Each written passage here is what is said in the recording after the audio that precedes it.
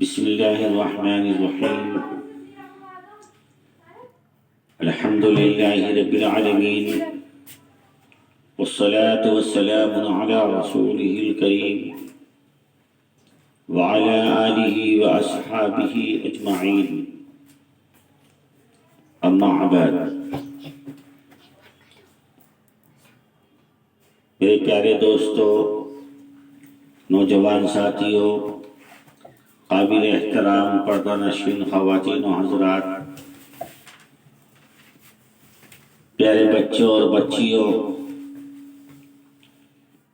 اللہ سبحانہ و تعالیٰ کا شکر کرم اور اس کا احسان ہے کہ اس مالک نے مجھے اور آپ کو ایمان کی دولت عطا فرمائی اور اپنے پیارے نبی حضرت محمد مصطفیٰ صلی اللہ تعالیٰ علیہ وسلم کی امت میں پیدا فرمایا اور اپنا قرآن عزیز ہم کو عطا فرمایا۔ خوش نصیب ہیں میں اور آپ اور یہ قوم امت مسلمہ جس کو اللہ سبحانہ و تعالی نے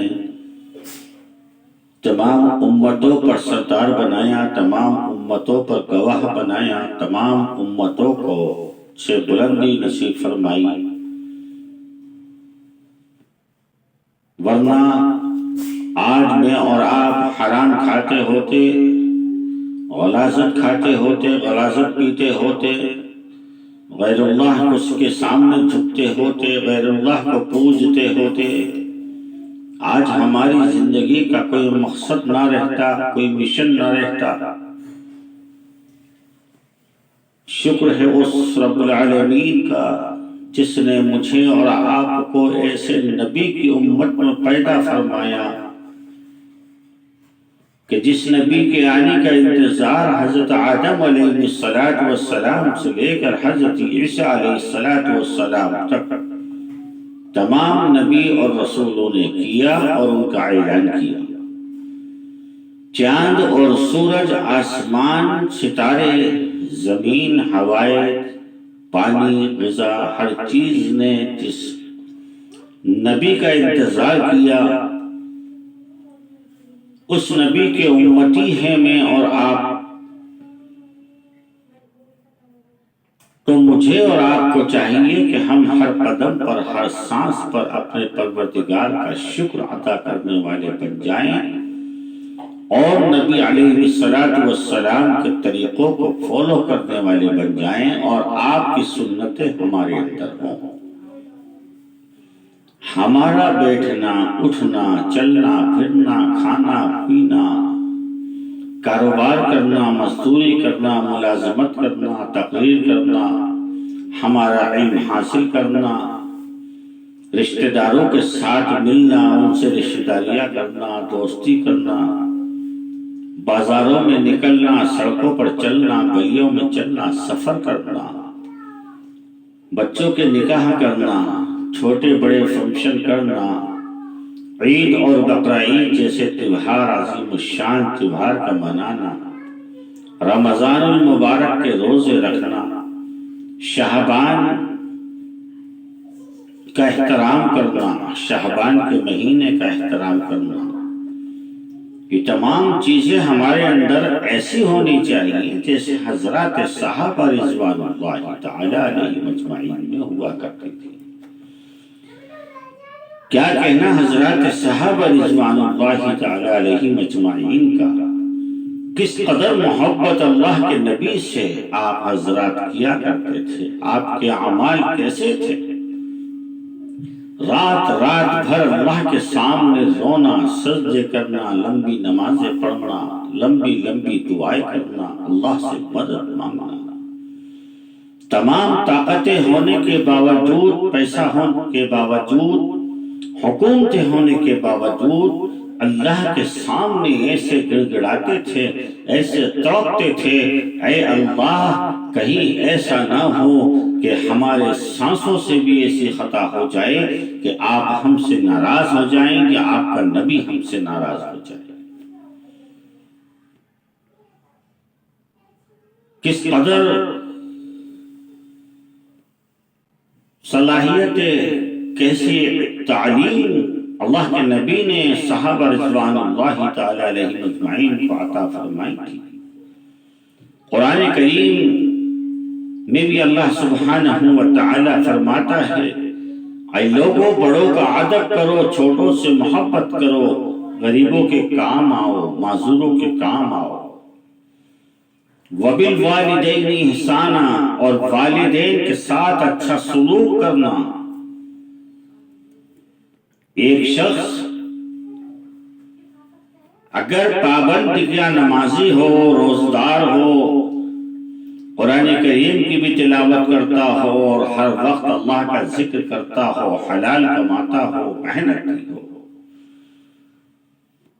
تمام قسم کی طاقتیں اس کے پاس ہوں، لیکن والدین کا ادب اس کے اندر نہ ہو، اللہ کی قسم ساری زندگی اس کی برباد اور ہلاک ہے۔ والدین کا ادب با ادب لوگوں کو، باشعور لوگوں کو اللہ سبحانہ و تعالیٰ کی طرف سے عطا ہوتا ہے۔ والدین کے ادب کرنے والے اور بڑوں کی خدمت کرنے والوں کی عمر اللہ سبحانہ و تعالیٰ لمبی فرماتے ہیں اور غیب سے ان کے لیے روزی کے راستے بناتے ہیں۔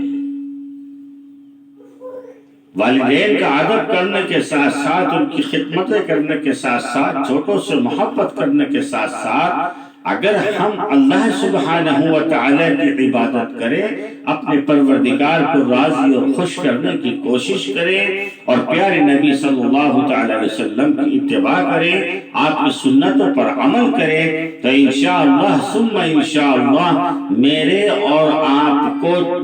اور آپ کو جنت میں جانے سے موت کے سوا کوئی طاقت نہیں روک سکتی۔ اور یہ بات بھی آپ کو بتا دوں، آج کل جو میں زیادہ محسوس کر رہا ہوں کہ انسان کی شان میں کی ہوئی خطا کو صرف انسان ہی معاف کر سکتا ہے، اللہ معاف نہیں فرمائیں گے۔ اس کا خلاصہ کر دوں، اکثر لوگ نہیں سمجھتے۔ اللہ کی شان میں جو گستاخی ہوگی ہمارے رونے دھونے سے، دعائے استغفار کرنے سے، اللہ ہمیں معاف فرما دیں گے، کیونکہ ہم اللہ کے بندے، اللہ ہم سے محبت فرماتے ہیں۔ لیکن انسان کا جو حق مارا ہے، انسان کے ساتھ جو بدکلامی کی ہے، انسان کا جو دل دکھایا ہے، انسان کا حق مارا ہے، اللہ کی مخلوق کا حق مارا ہے، جب تک وہ انسان خود آپ کو معاف نہ کر دے، اللہ بھی آپ کو معاف نہیں کریں گے۔ گویا کہ وہ انسان ہو یا اللہ کی کوئی بھی مخلوق ہو، بے زبان مخلوق ہو۔ ایک جگہ حضرت صلی اللہ علیہ وسلم تشریف لے جا رہے تھے، اونٹ کھوٹے سے بندھا تھا، اونٹ نے آپ کو اشارہ فرمایا، آپ نے کہا کہ بھئی اونٹ تو نے مجھے بلایا ہے؟ آپ نے فرمایا جی حضور میں نے آپ کو بلایا ہے، اور میں یہ کہنا چاہتا ہوں کہ آپ تو رحمت للعالمین ہیں، تمام عالم کے لیے رحمت ہیں، تمام عالم کے نبی ہیں، تو آپ میرے بھی تو نبی ہوئے، میرے لیے بھی تو رحمت ہوئے۔ اونٹ نے حضرت صلی اللہ علیہ وسلم نے ارشاد فرمایا، بول کیا چاہتا ہے؟ کہا کہ اے اللہ کے نبی، میرا مالک مجھ سے کام زیادہ لیتا ہے اور کھانا بہت کم دیتا ہے مجھے۔ آپ نے مالک کو بلایا اور کہا کہ آپ کا اونٹ یہ شکایت کر رہا ہے، یہ حقوق العباد کے خلاف ہے، لہٰذا آج سے تم اس سے کام کم لینا اور کھانا اس کو زیادہ دے۔ تو اللہ کی ہر مخلوق، چاہے وہ چیٹی ہو، مکوڑا ہو، مکھی ہو، کیڑا مکوڑا ہو، اونٹ ہو، بکری ہو، گائے ہو، بھینس ہو، کوئی بھی اللہ کی مخلوق ہو، آرندہ پرندہ چرندہ، انسان جنات جانور، سب اللہ کی مخلوق ہیں۔ ایمان والا بھی اللہ کا بندہ ہے اور غیر ایمان والا بھی اللہ کا بندہ ہے۔ ایمان والے کا بھی اتنا ہی حق ہے اور غیر ایمان والے کا بھی اتنا ہی حق ہے۔ اگر ہم غیر ایمان والوں کے بیچ میں رہتے ہیں تو ہمیں ان کو بھی اذیت نہیں پہنچانی ہے، ان کی بھی خیر خواہی کرنی ہے۔ غریب چاہے کسی بھی مذہب سے تعلق رکھتا ہو، غریب غریب ہوتا ہے، اور غریب کی خدمت کرنا امیر کا کام ہے۔ امیر کی ذمہ داری ہے کہ وہ غریب کی خیر خواہی کرے، تندرست کی ذمہ داری ہے کہ مریض کی عیادت کرے، طاقتور کی ذمہ داری ہے کہ کمزور کا ساتھ دے۔ سچے کی ذمہ داری ہے کہ جھوٹوں کا ساتھ چھوڑ دے. مجھے جھوٹ چھوڑنا ہے اور جھوٹوں کا ساتھ نہیں دینا. مجھے خود کو سچ بولنا ہے اور سچی محفلوں میں بیٹھنا ہے اور جھوٹی محفلوں سے کھڑا ہو جانا ہے. میرا کتنا بھی عزیز رشتہ دار ہو اگر جھوٹ کا سہارا لیتا ہے تو مجھے اس کا ساتھ نہیں دینا، اور میرے لیے کوئی غیر ہے اور سچ بولتا ہے مجھے انشاءاللہ سچ کا ساتھ دینا ہے. اللہ سبحانہ و تعالی جسمانی، عقلی، ذہنی، دلی ساری کیفیتوں کو سمجھتا ہے انسان کی. ہر زبان اللہ ہر زبان سے واقف ہے. اللہ ہر زبان کو جانتا ہے. آپ کسی بھی زبان میں اللہ کی ذات کو پکاریں گے یہاں تک کہ آپ کے ہونٹ بھی نہ ہلیں اور زبان بھی کاٹتی جائے تو آپ کی دل کی دھڑکنوں کو اللہ پہچانتا ہے کہ آپ کی نیت کیا ہے، آپ کیا کرنا چاہتے ہیں اور آپ سے کیا ہو رہا ہے. میں اور آپ اگر آج سمجھ جائیں تو انشاءاللہ ثم انشاءاللہ کل کا دن ہمارا ہے. کر خود ہی کو بلند اتنا، ہر تدبیر سے پہلے خدا بندے سے خود پوچھے بتا تیری رضا کیا ہے. اس کے لیے مجھے اور آپ کو سخت محنت کی ضرورت ہے، کیونکہ مٹا دے اپنی ہستی کو اگر کچھ مرتبہ چاہے کہ دانا خاک میں مل کر گلے گلزار آتا ہے. آج ہماری قوم سے ہم زیادہ تر دیکھ رہے ہیں بڑوں کا ادب جاتا رہا، ماں باپ کا احترام جاتا رہا، ہماری بدعمالی، بدفعلی، بد اخلاقی بڑھتی جا رہی ہے. عورتوں کے ساتھ اچھا سلوک نہیں، بیٹیوں کے ساتھ اچھا سلوک نہیں، بھانجیوں کے ساتھ اچھا سلوک نہیں، بھتیجیوں کے ساتھ اچھا سلوک نہیں، بھائیوں کے ساتھ اچھا سلوک نہیں، دو سگی بہنوں میں اچھا سلوک نہیں، تو پھر ہمارے لیے رحمت کے فیصلے بھلا کیسے ہو سکتے ہیں؟ اگر ہمیں اللہ کی مدد چاہیے، اللہ کے فیصلے چاہیے، اچھے فیصلے نازل ہونے چاہیے. اللہ کی مدد کے مستحق ہیں کہ آسمانی مدد ہم پر نازل ہو، ہماری رزق میں برکت ہو، ہماری زندگی میں برکت ہو، ہمارے جسم میں طاقت آئے، ہم مرضوں سے دور رہیں، ہمارے اندر وبائی بیماریاں نہ پھیلیں، ہمیں عزت والی زندگی حاصل ہو، ہمیں بلندی والی زندگی حاصل ہو، ہم ایک عزت کا مقام بنا سکے، ہمارا ایک وجود بن سکے.